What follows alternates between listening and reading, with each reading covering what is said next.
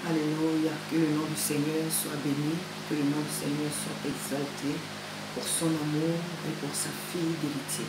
À lui seul soit toute la gloire cet après-midi, frère et sœurs, pour cette vidéo que nous allons partager, parce que notre Dieu est fidèle, notre Dieu est souverain, notre Dieu est véritable. Notre Dieu est toujours prêt à nous enseigner. Notre Dieu est toujours prêt à nous donner des révélations. Sa parole est vraiment inépuisable. Sa parole est inépuisable. À lui seul soit toute la gloire cet après-midi. Alléluia. Frères et sœurs, nous allons méditer la parole dans le livre de la Genèse, chapitre 11. Chapitre 11, à partir du verset 1 à 9. Alléluia. Nous méditons, sinon que nous lisons la parole de Dieu. Toute la terre avait une seule langue et les mêmes mots. Comme ils étaient partis de l'Orient, ils trouvèrent une plaine au pays de Shinéar et ils y habitèrent. Ils se dirent l'un à l'autre, allons, faisons des briques et cuisons-les au feu. Et la brique leur servit de pierre et le bitume leur servit de ciment. Alléluia.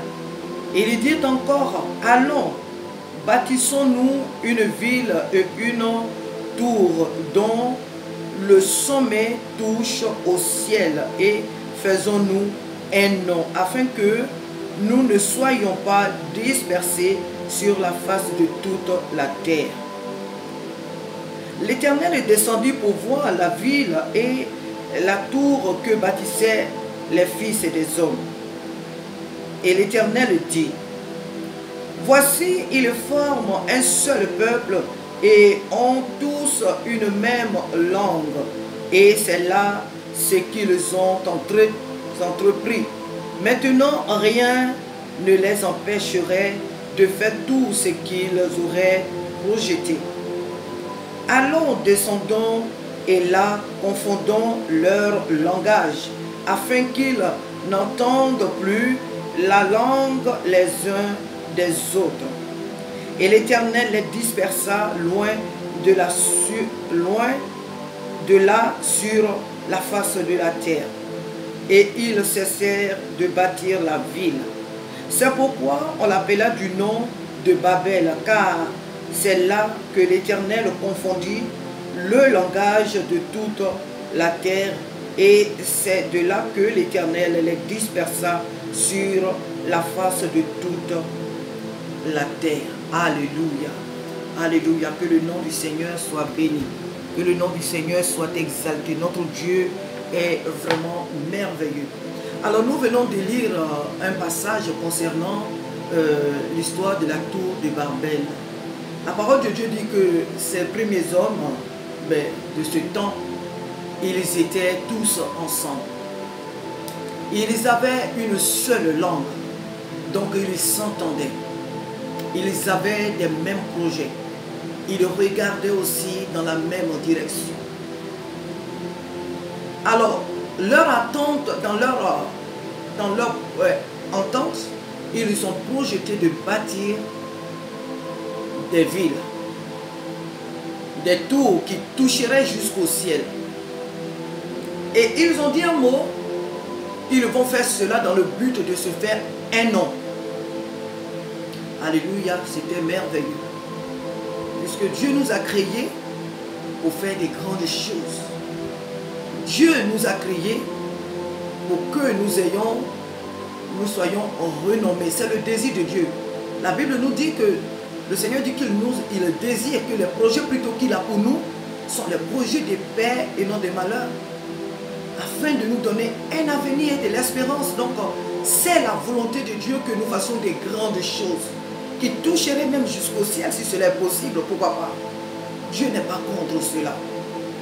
Une personne qui n'a pas quitté ce corps ne pourrait jamais monter dans le ciel comme ça. C'est impossible. Faire des grandes choses pour toucher jusqu'au ciel, toucher ces nuages, spirituellement parlant, pour dire que faire des grandes choses, cela n'est pas mauvais aux yeux de Dieu. Hier, j'ai fait une vidéo sur les Actes des Apôtres chapitre 2, du verset, je crois, 1 jusqu'au 4, qui nous parle plutôt de l'union des apôtres. L'union des apôtres, cette union qui les a amenés à recevoir, sinon qui a invité le Saint-Esprit au milieu d'eux. Alléluia. Ça, c'était une union que Dieu a agréée, qu'il a appréciée. Une union que Dieu n'a pas contestée, puisqu'il est descendu pour remplir ses serviteurs, pour continuer la marche qu'il leur avait, la mission qu'il leur avait laissée. Alléluia. Mais ici, dans ce texte, la parole de Dieu nous dit que ces hommes étaient unis. Ces hommes avaient un même langage.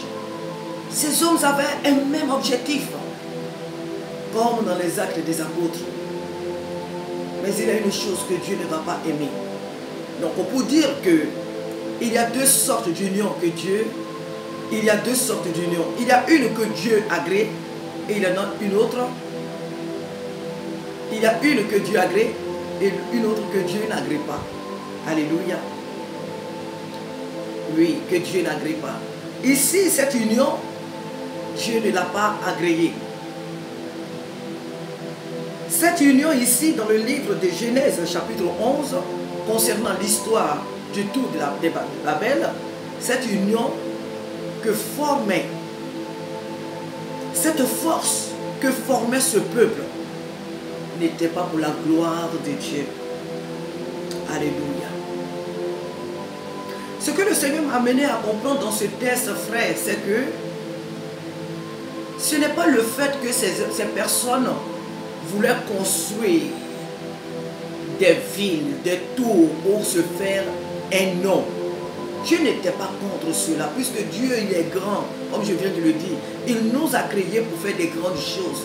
Donc le fait que ces hommes disent que nous voulons construire des tours à toucher jusqu'au ciel, qu'ils voulaient se faire un nom, n'était pas désagréable devant Dieu. Ce n'est pas ce qui a déplu Dieu. Non. Ce que Dieu n'a pas agréé dans cette histoire, c'est le fait qu'ils ont accepté de rester dans un même lieu et ne pas bouger. C'est le fait de vouloir rester dans un même lieu sans s'étendre sur toute la terre. Nous avons vu que lorsque Dieu a béni Adam et Ève, il leur a dit quoi? Il les a bénis, dit soyez féconds et multipliez-vous sur toute la terre. Donc Dieu a créé l'homme pour qu'il soit sur toute la terre. La terre a été créée pour l'homme. Il n'y a pas une partie où l'homme doit vivre, puis l'autre partie, non, elle reste là comme ça vide. Le désir de Dieu que toute la terre soit habitée.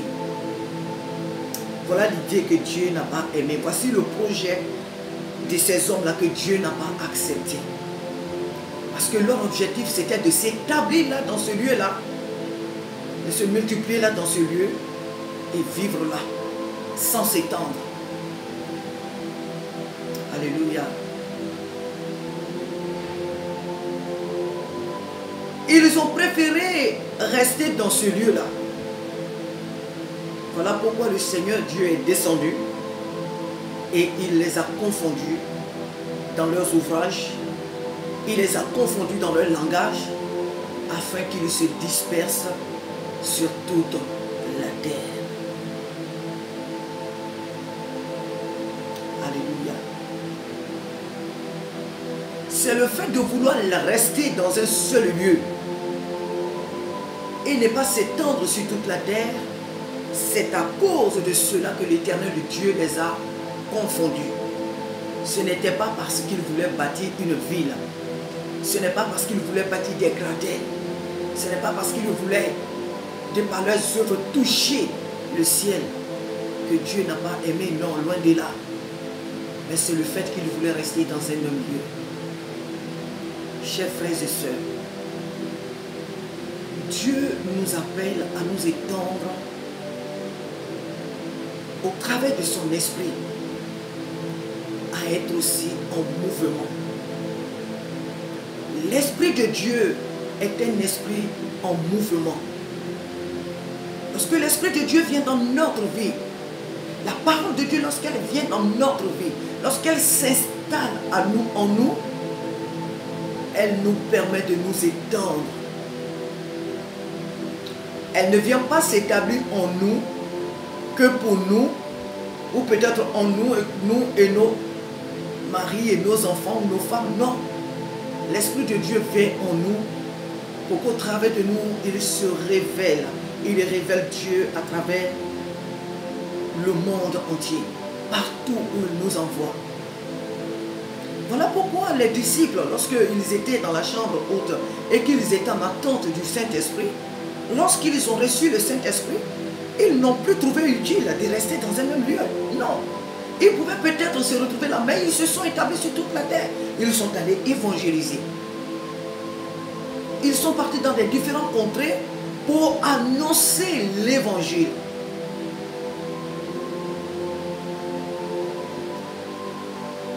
Ils n'étaient plus dans cette chambre-là. Mais ils sont partis dans des divers lieux pour annoncer l'évangile. Voilà ce à quoi Dieu nous appelle. Église. Église de Jésus-Christ. Le Seigneur nous appelle à nous étendre. Je parle tout le temps de l'évangélisation. Le Seigneur nous appelle à nous étendre. Là où il nous a envoyés, là où il nous a établis, le Seigneur nous appelle à nous étendre. Le Seigneur nous appelle à propager sa parole. Là où il nous a envoyés en mission. Ici à Meaux, nous qui vivons à Meaux ici, le Seigneur nous appelle à propager sa parole. Vous qui êtes à Paris, où que tu sois, le Seigneur t'appelle à propager sa parole.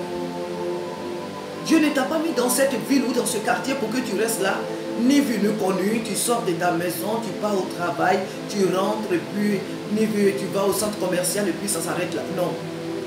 Jésus t'a mis dans ce lieu pour que tu le révèles à ton entourage. À commencer d'abord par ta famille, mais à ton entourage, là où tu travailles, là où tu vis, dans la ville où tu es, tu dois révéler Jésus-Christ. C'est pour cela que l'Esprit de Dieu est venu en nous. Dieu leur avait donné une recommandation de s'étendre sur toute la terre. Mais eux, ils n'avaient pas considéré ce que le Seigneur leur avait dit. Ils ont voulu faire ce que eux, ils trouvaient bon de faire. Construire des villes, construire des tours, se faire un nom, et puis s'asseoir. Non. Le Seigneur voulait qu'il se fasse un nom, bien sûr, mais qu'il le fasse à travers toute la terre. Il a donné à l'homme la terre. Il a donné à l'homme la domination sur toute la terre. Il a donné à l'homme de dominer sur toute la terre, sur toute sa création, sur la terre. Donc Dieu a appelé l'homme à s'établir sur toute la surface de la terre. C'est sa parole. C'est l'ordre que Dieu a donné à l'homme. Alors quand j'ai lu ce texte, que le Seigneur me dit non, parce que la plupart des personnes disent que oui, c'est parce qu'ils avaient un même langage et qu'ils voulaient construire des tours et s'établir, c'est ce que Dieu n'a pas aimé et il les a confondus. Non. Ce n'est pas parce qu'ils ont voulu construire des tours, des villes et se faire des noms. Ce n'est pas cela que Dieu n'a pas aimé. Ce n'est pas contre ce projet que Dieu, ce n'est pas pour cela que Dieu les a confondus. C'est leur idée qui était de ne pas s'établir sur toute la terre. Leur idée qui était de ne pas s'étendre sur toute la terre, mais de rester dans un seul lieu. Or, l'objectif du Seigneur, c'est que l'être humain s'étende sur toute la terre, qu'il se reproduise sur toute la terre pour sa gloire. Alléluia. Que le nom du Seigneur cet après-midi soit béni. Le désir de Dieu est que son Église ait le même langage. Le désir de Dieu est que tous nous ayons les mêmes directives, nous ayons par son esprit la même vision, que nous ayons les mêmes objectifs. C'est la volonté de Dieu, que l'Église soit unie, mais que chacun entre, parte dans la direction qu'il lui a donnée pour propager sa parole, pour le révéler aux nations, au peuple. Alléluia. Que le nom du Seigneur cet après-midi soit béni, que son nom seul soit glorifié pour tout ce qu'il est, pour tout ce qu'il fait. Que le Seigneur nous aide à ne pas rester dans un même lieu, mais à nous étendre, à aller partout. Même si on habite là, dans un lieu, mais qu'on aille propager la parole de Dieu là où son esprit nous envoie. Car l'esprit de Dieu, notre Père, est un esprit en mouvement. Il n'est pas cloîtré quelque part, mis là quelque part comme un objet. Non. Il est venu en nous pour une raison. Et cette raison, c'est de révéler Jésus-Christ aux nations. Que toute la gloire lui soit rendue cet après-midi. Il y aura certainement beaucoup à dire encore à ce sujet, par rapport à ce message. Il y aura beaucoup à dire. Et il y a surtout beaucoup à dire. Et je sais que par la grâce de Dieu, si nos frères, les serviteurs de Dieu prêchent sur ce passage, il y a beaucoup de thèmes qui peuvent y ressortir. Alléluia. Parce que notre Dieu est un Dieu très profond, inépuisable. On ne pourra jamais finir d'expliquer la parole de Dieu jusqu'à ce que Jésus revienne.